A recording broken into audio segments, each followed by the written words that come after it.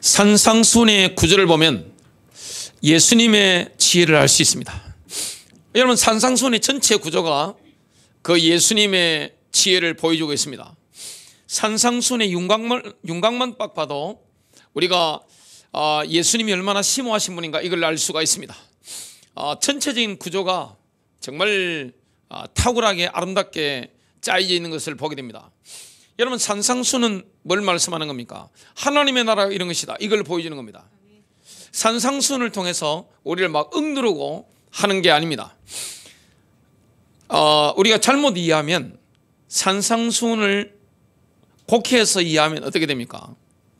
예수님이 율법을 전달한 모세보다 훨씬 가혹한 분이 되는 겁니다. 여러분, 예수님은 그렇게 가혹한 분이 아닙니다. 우리 주님은 사랑이죠. 여러분, 신약 성경, 구약 성경을 보면 하나님이 어떤 분입니까? 사랑입니다. 예수님을 보면 어떻습니까? 전부 다 사랑입니다. 그 사랑 많은 신주님이 저와 여러분을 막 누르려고 새로운 율법을 해서 가혹하게 이렇게 압박하는 게 아닙니다. 이 산상수훈을 전체를 보면 얼마나 우리를 자유하게 하는지 모릅니다. 산상수훈을 보면 너무나 훌륭한 인생관이 나옵니다. 저와 여러분이 이런 인생관을 가지고 있으면 어떻게 됩니까? 내 심령이 삽니다. 가정생활이 행복합니다. 저와 여러분의 남은 인생이 승리하는 인생이 됩니다. 그리고 복음전도에 가장 강력한 그런 무기, 도구를 우리가 지게 되는 겁니다. 너무나 기쁘고 행복하게 우리가 살아가게 됩니다. 그게 바로 산상수훈이 나오는 겁니다. 그래서 산상수훈은 하나님 나라가 이런 것인데, 그걸 이렇게 한 편의 설교로 우리에게 주신 거죠. 한 편에 광합니다. 산상수훈을 만일에 우리가 이렇게 다 잘라가지고 하나하나 이렇게 본다면 어떻게 됩니까? 굉장히 부담되는 구절들이 굉장히 많습니다. 근데 산상수훈을 한 편의 설교를 보고 이 전체적인 구조와 윤곽 속에서 딱 들여다보면 어려운 게 없습니다. 여러분, 진리라고 하는 거 너무 간단한 겁니다. 학자들의 특징이 뭡니까? 쉬운 말을 어렵게 만들어서 알아듣지 못하는 게 학자들이죠. 근데 예수님의 특징이 뭡니까? 오늘날의 설교자들처럼 굉장히 심오한 것을 너무나 쉽게 어린아이도 알아듣게 하는 게, 그게 예수님 메시지 특징 아닙니까? 그래서 산상수훈이라는 게 어려운 게 아니에요. 한편의 강화인데 이걸 구조를 딱 보면 너무너무 아름답습니다. 주님이 이 정도로 심오한 분이구나, 이 심오한 걸 이렇게 쉽게 설명하셨구나, 이걸 우리가 알게 됩니다. 그래서 오늘 구조 가운데 6개를 좀 인도받도록 하겠습니다. 첫 번째입니다. 예수님은 가능성이 없어 보이는 사람들이 실은 하나님 나라 안에서 복을 얻었고 지금도 얻고 있음을 선포하셨습니다. 교회 안에 보면 가능성이 없었던 사람인데 하나님 나라 안에서 복을 얻었죠. 지금도 복을 누리고 있습니다. 이걸 보여주시는 거예요. 회개하라, 이 메시지를 하셨는데 마태복음 4장 17절입니다. 이때부터 예수께서 비로소 전파하여 이르시되 회개하라, 천국이 가까이 왔느니라. 여러분, 하나님의 왕국이 예수를 믿는 믿음을 통해서 우리에게 다가온 거죠. 예수님이 하나님 나라가 뭔지 보여주시는데, 그 하나님 나라의 진원지가 어디였습니까? 갈릴리 지방의 가버나움이었습니다. 벳세다였습니다. 크파르나움, 가버나움이었죠. 그 가버나움을 통해서 주님이 하나님 나라가 얼마나 능력이 있는 것인지, 사탄의 나라보다 얼마나 우월한 것인지 이걸 보여주셨습니다. 마가복음 1장 25절 26절입니다. 예수께서 꾸짖어 이르시되, 주님이 귀신을 쫓아내는 겁니다. 회당에서, 안식일 날 회당에서, 그것도 어떤 회당입니까? 가버나움 회당이죠. 여기서 귀신을 쫓아내는 겁니다. 그 사람이 안식일마다 회당 예배에 참석하고 있었습니다. 근데 갑자기 예수께서 서시니까 귀신이 확 드러나 버린 거죠. 어떻게 하십니까? 꾸짖어 이르시되 잠잠하고 그 사람에게서 나오라 하시니 더러운 귀신이 그 사람에게 경련을 일으키고 큰 소리를 지르며 나오는지라. 아니, 매주일 안식일마다 회당 예배에 참석하던 멀쩡하던 사람이 다 멀쩡해요. 밥도 똑같이 먹고 안녕하세요, 안녕히 가세요. 아니, 다 정상인데 갑자기 귀신이 드러난 거예요. 얼마나 충격이겠습니까? 본인도 당사자, 귀신 들리던 본인도 엄청 놀랐겠죠? 얼마나 놀랐겠습니까? 그리고 그 귀신 들린 사람의 부모님이나 가족들이 얼마나 놀랐겠습니까? 그냥 충격적으로 놀래버리는 거죠. 또 놀란 사람들이 누굽니까? 매주일 귀신 들린 사람과 함께 예배드렸던 회당 예배에 참석했던 사람들이요, 얼마나 놀라겠습니까? 그러니까 사람들의 반응이 엄청났죠. 예수님의 명성이 갈릴리 지방 전역으로 막 삽시간에 막 들불처럼 막 번져나가는 겁니다. 마가복음 4장 23절 25절입니다.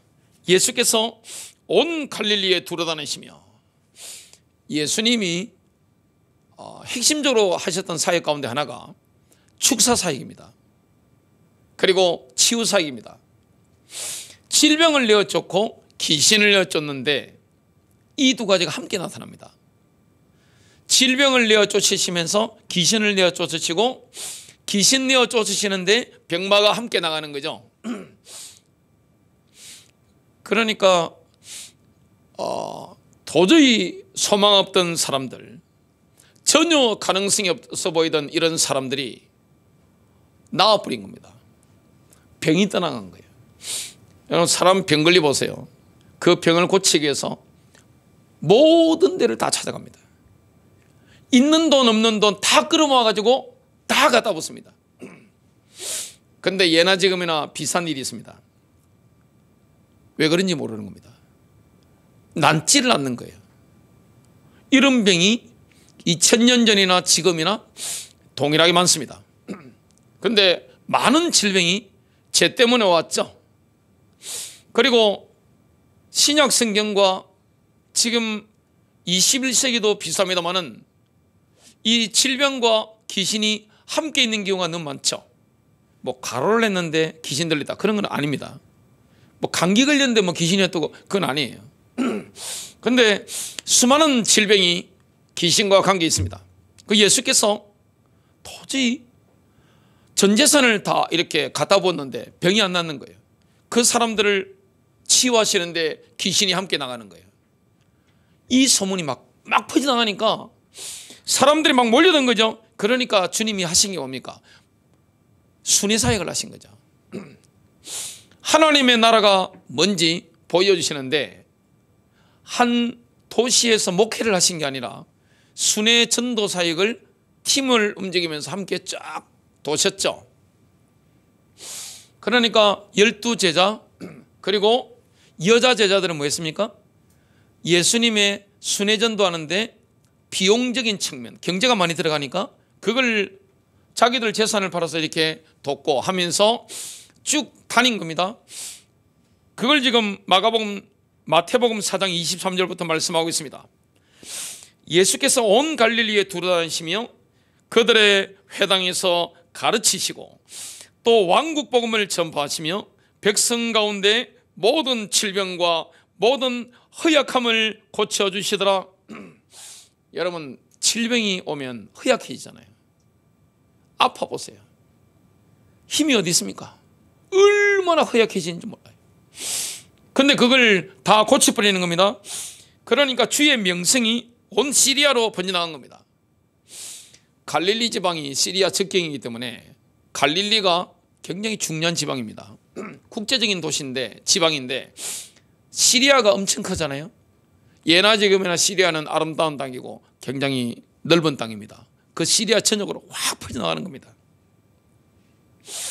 모든 병든 자, 곧 갖가지 질병과 통증으로 고통받는 자들, 마귀들에게 사로잡힌 자들, 정신병자들, 중풍병자들을 그에게 데려오니 그들을 고쳐주시니라. 지금 나오는 질병들이요, 의사가 거의 못 고치는 질병들이죠. 이걸 다 고치는 겁니다. 그러자 갈릴리와 데가볼리와 예루살렘과 유대와 요단강 건너편으로부터 큰 무리가 주를 따르더라. 지금 예수님이 하나님의 왕국에 대한 기쁜 소식이었습니다. 예수님이 그런 분이에요. 예수 그리스도를 통해서 하나님의 나라가 우리에게 다가온 겁니다. 그 하나님의 나라가 우리에게 임한 겁니다. 그래서 하나님 나라를 경험한 사람은 기쁘게 즐겁게 살아갈 수 있는 거죠. 하나님 나라 임하는 곳에 귀신이 떠나가는 겁니다. 병마가 떠나가는 겁니다. 이걸 주님이 지금 보여주신 겁니다. 두 번째입니다. 세상의 빛과 소금은 하나님의 킹덤 안에서 복된 삶을 누리는 평범한 사람들입니다. 하나님 나라 안에 지옥으로서 임하는 사람들이 누굽니까? 평범한 사람들이에요. 주님은 평범한 사람들을 하나님 나라의 주역으로 뚝뚝 세우는 겁니다.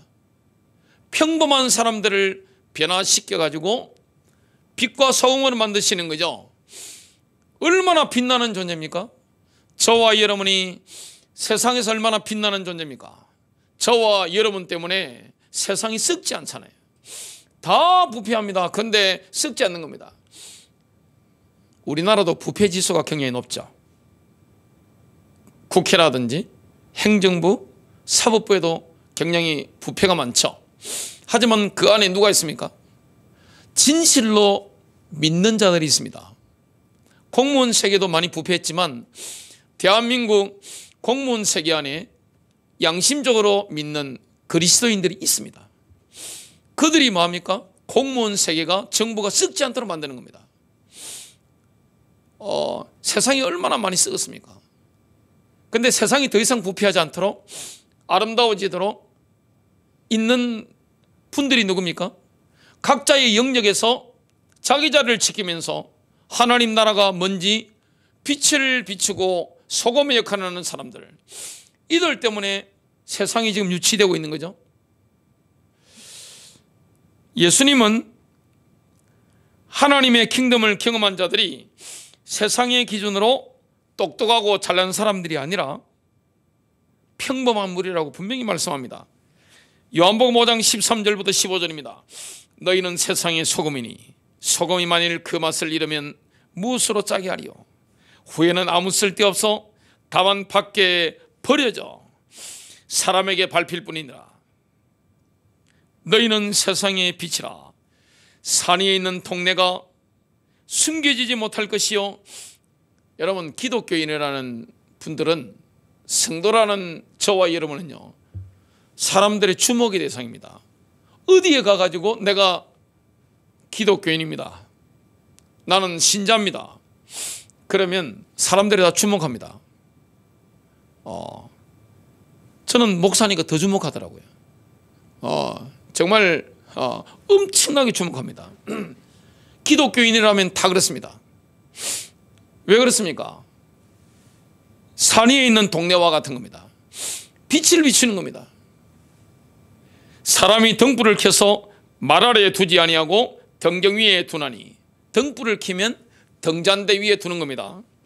이러므로 집안 모든 사람에게 빛이 나니라. 여러분, 하나님께서는 우리에게 영광의 광채를 주시는 겁니다. 사람들이 볼 때 우리에게서 뭘 느낍니까? 하나님이 영광을 보죠. 불신자라 할지라도 신자의 얼굴에서 눈빛에서 그 품격 속에서 뭘 봅니까? 하나님의 영광입니다. 하나님의 영광이 보여지는 겁니다. 마태복음 5장 16절입니다. 이같이 너희 빛이 사람 앞에 비치게 하여 그들로 너희 착한 행실을 보고 하늘에 계신 너희 아버지께 영광을 돌리게 하라. 과거에는 우리가 사탄에게 눌려 있었고 제 가운데 방황하며 살았습니다. 하나님을 모르는 자였지만 지금은 사단에서, 권세에서 완전히 그리스도의 능력으로 해방받았죠. 옛날에는 우리가 사망의 권세 아래 있었지만 지금은 생명 안에 있는 겁니다.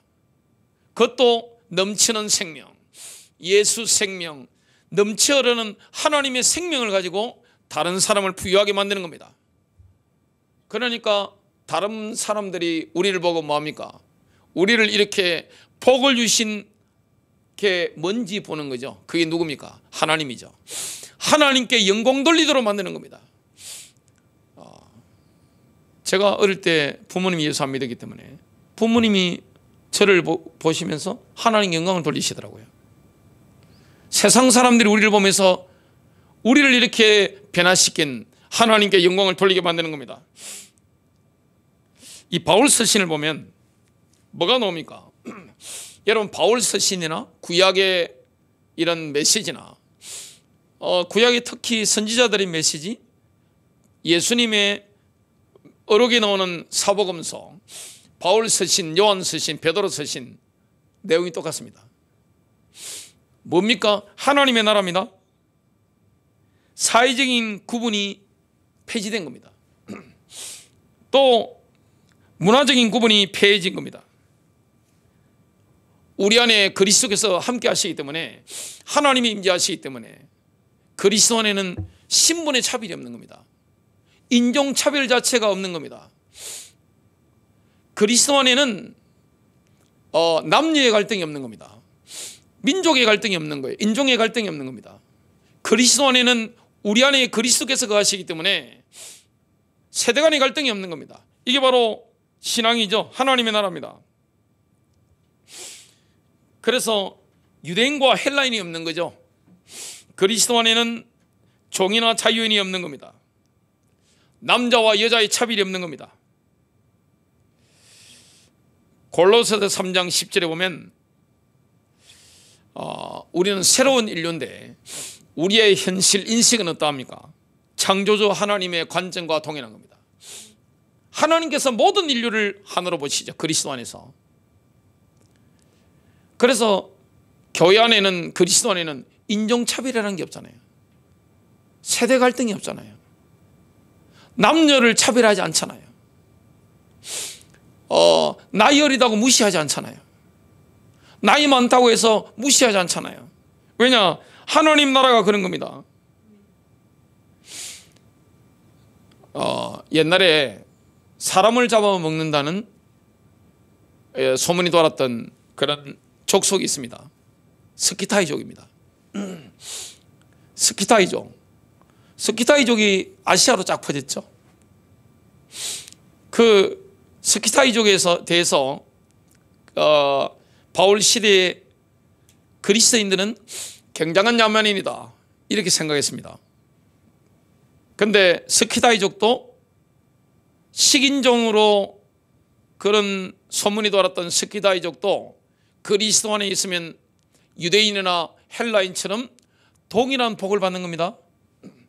이게 바로 하나님의 나라죠.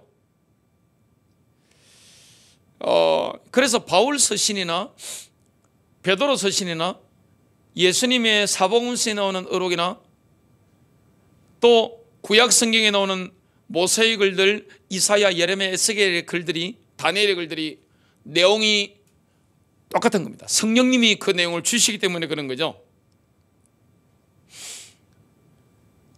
고린도후서 5장 16절 17절입니다. 그러므로 우리가 이제부터는 어떤 사람도 육신을 따라 알지 아니하노라. 여러분, 우리는 교회 안에서는 뭘 평가하지 않습니까? 누가 많이 가졌다, 적게 가졌다, 이걸 평가하지 않습니다. 누가 명문 가문이다, 아니면 좀 가문이 그래 빈약하다, 이런 걸 따지지 않습니다. 교회는 사람을 외모로 판단하는 데가 아닙니다. 비록 우리가 그리스도도 육신으로 알았으나 이제부터는 그같이 알지 않으노라.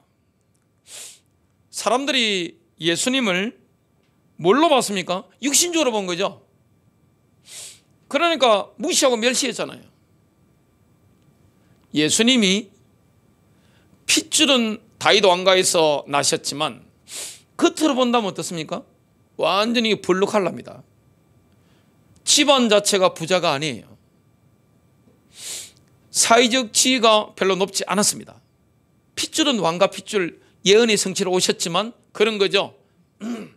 그러니까 사람들이 도저히 흠모할 만한 게 없는 겁니다. 예나 지금이나 잘생긴 사람 좋아하죠. 근데 예수님의 그 인종이 어떤 인종입니까? 여러분들 그 예수님의 초상화 그거는 상상합니다. 그냥 상상해서 그린 거예요. 제일 많이 상상해서 그린 그림이 유럽에서 그렸는데 뭘로 그렸습니까? 이탈리아 백인 미남으로 그렸죠. 이탈리아 사람들 얼마나 잘생겼습니까? 정말 잘생겼어요. 키도 크고 훤칠하잖아요. 그냥 머리 색깔도 정말 멋있죠. 눈동자도 파릇파릇하고 얼마나 멋있습니까? 그런데 그건 예수님 모습이 아니에요. 얼마 전에 몇 년 전에 상상했는데 성경 그대로 이미지를 가지고 복원한 거 보니까 예수님이 굉장히 못생겼더라고요. 그리고 피부색도 뭡니까? 중동에 좀 끄무잡잡합니다. 백인이 아닙니다. 친한 그런 아주 멋있는 그 남자도 저 정도 잘생긴 사람 있나 싶은 정도로 바라볼 그럴 얼굴이 아니에요. 예수님이 태어났을 때 황금 침대에 태어나고 이런 거 없습니다. 완전히 모든 걸 내려놓고 오신 겁니다. 하늘 영광 버리고 이 땅에 오신 거죠. 그걸 보고 교회에서 우리가 자랑할 게 뭐 있습니까? 교회에서는 자랑할 게 없어요. 주님이 자랑하신 게 있습니까? 내가 이게 있고 말이야. 내 백이 이거고 말이야. 내 시계가 이렇고 말이야. 내 차가 이렇고 말이야. 이번에 우리 애가 어디 갔어? 이런 거 말이야. 이런 거 등등 있잖아요. 내가 옛날에는 제일 잘 나가는 아파트가 어디였는가 하면 제가 어릴 때는 강남의 압구정동 아파트입니다. 압구정동. 압자 할 때 보면 이 압자가 그냥 악센트가 요즘은 잠실에 있는데 아파트가 굉장히 최고 아파트 다른 데도 있습니다만은 그때는 압구정동 이렇게 막 하는 거죠. 교회에서는 그런 거 자랑하는 데가 아닙니다. 왜냐? 예수께서 다 버리잖아요. 다 내려놓으셨잖아요. 주님이 이 땅에 십자가지로 오신 겁니다. 그러니까 사람들이 외모만 딱 바라보고 어떻게 했습니까? 아니야. 그 모습 보니까 아닌 거예요. 여러분, 하나님 나라 주역은요, 세상에 잘난 사람이 아닙니다. 하나님은 잘난 사람들에 대해서 악감정이 있느냐, 불편한 마음이 있느냐 전혀 없습니다. 누구에게는 복음은 똑같이 필요한 거예요. 세상에 가문이 좋고 많이 배우고 더 많은 사람 가운데도 겸손하게 하나님 나라에 헌신하는 분들이 있습니다. 정말 아름다운 거죠. 그런 분들 계십니다. 근데 거의 없어요. 주로 하나님 나라의 주역으로 쓰임받는 사람이 누굽니까? 옛날에 소망 없던 사람들, 아무 가치 없어 보이는 사람들, 평범한 사람들이 하나님 나라 주역으로 서게 되는 겁니다. 누가 그렇게 하시는 겁니까? 주님이 하시는 거예요. 고린도서 5장 17절을 계속 읽어봅니다. 그런 적 누구든지 그리스도 안에 있으면 새로운 피조물이라. 이전 것은 지나갔으니 보라 새 것이 되었도다. 완전히 새로운 피조물이 된 겁니다. 세 번째입니다. 마태복음 5장 21절부터 48절에서 우리는 율법의 성취가 일상생활에서 정확히 어떻게 나타나는가를 보게 됩니다. 천국의 마음을 품은 사람, 그 마음에 하나님 나라가 임한 사람은 다른 사람을 따뜻하게 대하게 됩니다. 바라보는 눈길이 따뜻한 겁니다. 욕할 이유가 없는 거예요. 마음이 안 드는 사람이 주변에 있다 할지라도 욕할 이유가 없는 거예요. 왜냐? 내 마음에 하나님 나라가 있기 때문에 그런 거예요. 옛날에 부끄러운 이야기입니다만은 제가 제 아내를 욕을 많이 했을까요? 안 했을까요? 상당히 좀 했겠죠. 그러면 제가 했다면 상담을 했을까요? 안 했을까요? 우리 직접 못 물어보겠고 우리 유진자매님 말씀해 보세요. 많이 했겠죠? 곤란한 겁니다만 많이 했겠죠? 내가 하면 상대방 하는 거 속으로 겉으로야 하면 안 되잖아요. 근데 속으로 했겠죠? 부부 사이에 하나님 나라가 있어야 됩니다. 직장 생활하면서 하나님 나라 있어야 됩니다. 여러분 신앙생활하면서 교회 지체들이 있는데 여러분 입안에 혓바닥처럼 움직이는 사람이 있던가요? 없습니다. 지금 여기 보니까 정치 성향이 완전 다릅니다. 이번에 저희 어머니께서 명절에 올라오셨는데 3일 동안 뭐만 하다 가신지 아세요? 윤석열 대통령이 그렇게 힘들어 하는데 하면서. 우리 교회만 해도 지금 민주당 지지자들이 상당히 절반이 넘으신데 지금 처음부터 끝까지 윤석열 대통령이 어떻고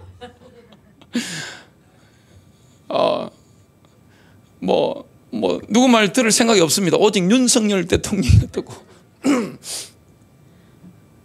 저 어디 전라도에서 올라오신 분들은 뭐라 하겠습니까? 반대로 이야기하겠죠. 그게 하나님 나라입니까?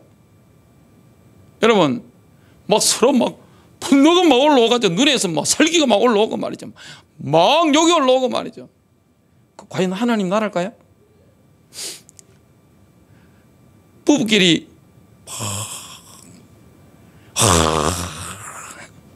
눈에서 레이저가 나오고 말이죠. 그 하나님 나라입니까?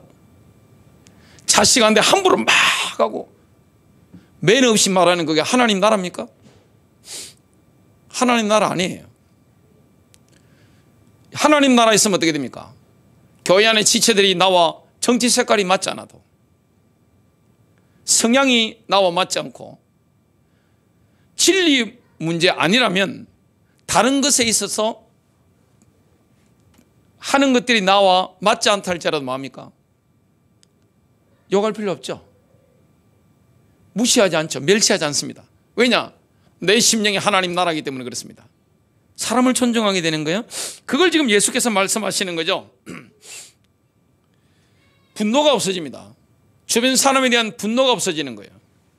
마태복음 5장 22절 나는 너희에게 이르노니 형제에게 노하는 자마다 심판을 받게 되고 형제를 대하여 나가라 하는 자는 공의에 잡혀가게 되고 미련한 놈이라 하는 자는 지옥불에 들어가게 되리라. 제가 목회하면서 보니까 잡혀갈 사람 정말 많습니다. 지옥불에 던지질 분들이 얼마나 많은지 모릅니다. 자, 내 안에 하나님 나라 임했기 때문에 이걸 정말로 실제적으로 우리가 누릴 때는 뭐합니까? 간음에서 자유해지죠. 마태복음 5장 28절 나는 너희에게 이르노니 음욕을 품고 여자를 보는 자마다 마음에 이미 간음하였느니라. 이 부분에 대한 건 다음에 메시지가 깊이 있게 나올 겁니다. 네 번째입니다. 예수님께서는 왕국이 아닌 다른 실체에 자신의 안전을 의존하는 것에 대해 경고하시는 겁니다. 하나님 나라를 누리는 사람은 인정 욕구에 목말라하지 않습니다. 왜냐? 하나님 임재가 있으니까. 주님이 나를 사랑하시고 인정해 주시기 때문에 남들이 나를 어떻게 볼 것인가 여기에 목말라하지 않는 겁니다. 마태복음 6장 1절 사람들에게 보이려고 그들 앞에서 너희 의를 행하지 않도록 주의하라. 선행을 체닥하라고 하죠. 이걸 남이 알아줄 필요가 없는 겁니다. 그런데 억지로 숨기느냐 그것도 아니에요. 남들이 알아도 괜찮은 겁니다. 알아도 괜찮고 안 알아도 상관없는 겁니다. 오히려 알면 도움이 되죠. 남들이 보고 배우니까요. 근데 내가 하나님 나 누리지 못하면 어떻게 됩니까? 남들이 나를 인정해 줘야 되는 겁니다. 아니면 너무너무 섭섭한 거예요. 미치는 거예요 그냥. 그리하지 아니하면 하늘에 계신 너희 아버지께 상을 받지 못하느니라. 하나님 나라 누리면 어떻게 됩니까?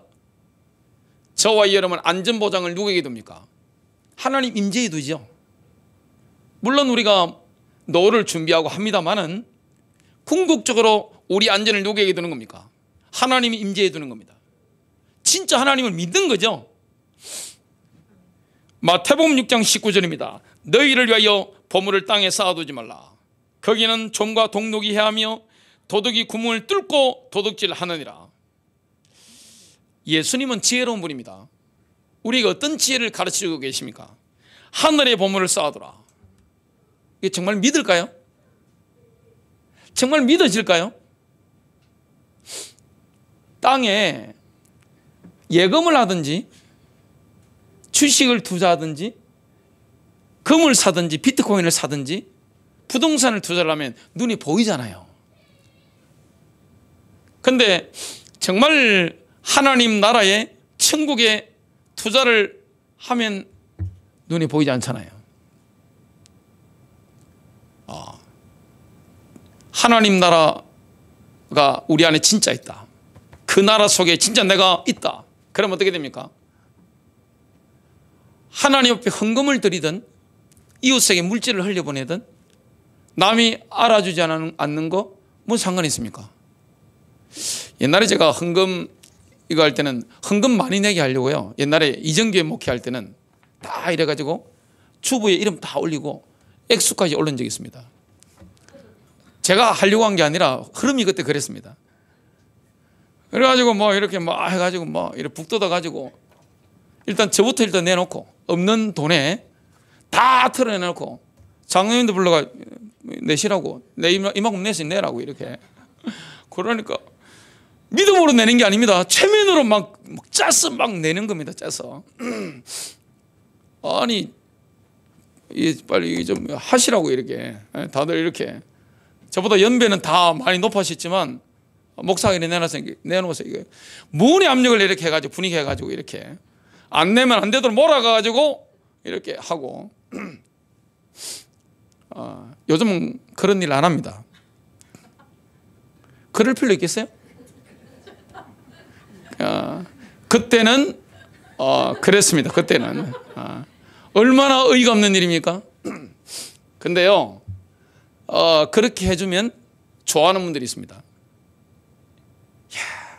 내가 교회에 얼마나 했는데 사람들이 장로님 얼마나 하셨네요. 이렇게 와 이런 거 있잖아요. 이런 거 권사님 얼마나 하셨네 이런 거. 와.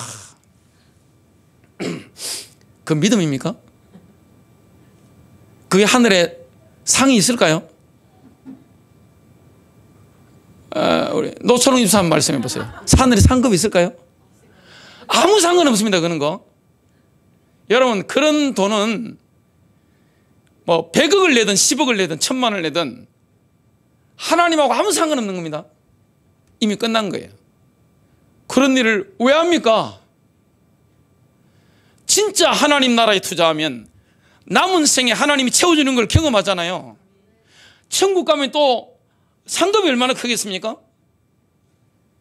제가 목회해 보니까 대부분의 교인들입니다. 성도라고 표현하는 게 아닙니다. 교인들은 사람 앞에서 헌금할까요? 하나님 앞에서 헌금할까요? 그래, 유진자매 말해보세요. 사람 앞에서 합니다. 하나님 앞에서 잘 안 합니다. 복을 받을까요? 못 받을까요? 복 못 받습니다. 그게 무슨 하나님하고 무슨 상관입니까? 그 돈이 얼마나 어리석은 거예요? 자, 5번째입니다. 예수님은 비난과 비판과 정죄로 다른 사람들을 통제하려는 태도에 대해서 경고하시는 겁니다.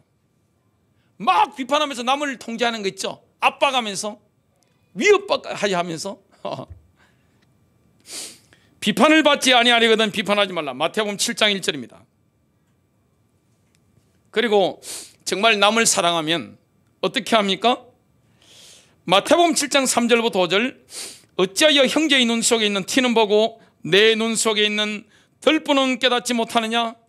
보라, 내 눈 속에 들보가 있는데 어찌하여 형제에게 말하기를 나로 내 눈 속에 있는 티를 빼게 하라 하겠느냐? 외식하는 자여, 먼저 내 눈 속에서 들보를 빼어라. 그 후에야 밝히 보고 형제의 눈 속에서 티를 빼리라. 하나님 나라에 있으면 가까운 사람들을 비판하고 정죄하지 않습니다. 오늘 듣는 말씀은 누구에게 먼저 적용해야 됩니까? 나한테 적용해야 되죠. 이거는 김 집사 드려야 된다. 이거는 박권사들이 돼. 집에 가가지고 남편을 볶으면 돼야 안 돼요? 집에 가가지고 뭔지도 모르는 자식을 볶으면 되겠어요? 그러면 안 되는 겁니다. 적용은 누구에게 됩니까? 나에게 되는 겁니다. 그래서 우리 주변에 있는 사람들이 자유로워야 됩니다. 그죠? 압박이 없는 겁니다. 같이 잘 지내는 거예요. 하나님의 나라는 특징이 뭡니까? 내가 은혜 받으면 받을수록 가까이 있는 사람들 정죄하지 않는 겁니다. 게임하는 아들이 우리 주위에서 편안함을 느껴야 우리가 복음인 겁니다. 그게 아니면 아직 우리가 하나님 나라가 아닌 거예요. 하지 말라고 안 합니까? 숨어서 더 합니다. 6번째입니다. 예수님은 어떤 말씀합니까? 산상수훈을 듣고 그대로 실천하지 않는 사람에게는 아무런 희망이 없습니다. 지혜로운 사람 특징이 뭡니까? 마태복음 7장 24절 25절 그러므로 누구든지 나의 이 말을 듣고 행하는 자는 그 집을 반세기에 지은 지혜로운 사람 같으리니 비가 내리고 창수가 나고 바람이 불어 그 집에 부딪히되 무너지지 아니하나니 이는 주추를 반세기에 놓은 까닭이요. 산상수훈의 메시지를 삶에 적용하는 겁니다. 그대로 살아보는 거예요. 이건 내 힘이 아니죠. 은혜로 되는 겁니다. 그런데 반대 사람은 희망이 없습니다. 인격적인 변화가 없는 사람, 성품의 변화가 없는 사람은 아무 희망이 없는 거예요. 마태복음 7장 26절 27절 나의 이 말을 듣고 행하지 아니하는 자는 그 집을 모래 위에 지은 어리석은 사람 같으리니 비가 내리고 창수가 나고 바람이 불어 그 집에 부딪히매 무너져 그 무너짐이 심하니라. 순종하지 않잖아요. 지나고 나면 아무것도 아닌 겁니다. 교회 30년 다니는데 꽝입니다. 아무것도 없어요. 로또인 줄 알았는데 집었는데 뻥은이에요. 아무것도 없는 거예요. 교회 다니는 분들 가운데 이런 분들 많죠. 너무너무 많습니다. 결론 맺습니다. 우리가 아가페 사랑이 흘러넘치는 성숙한 단계로 올라서는 것, 그게 바로 주님의 목적입니다.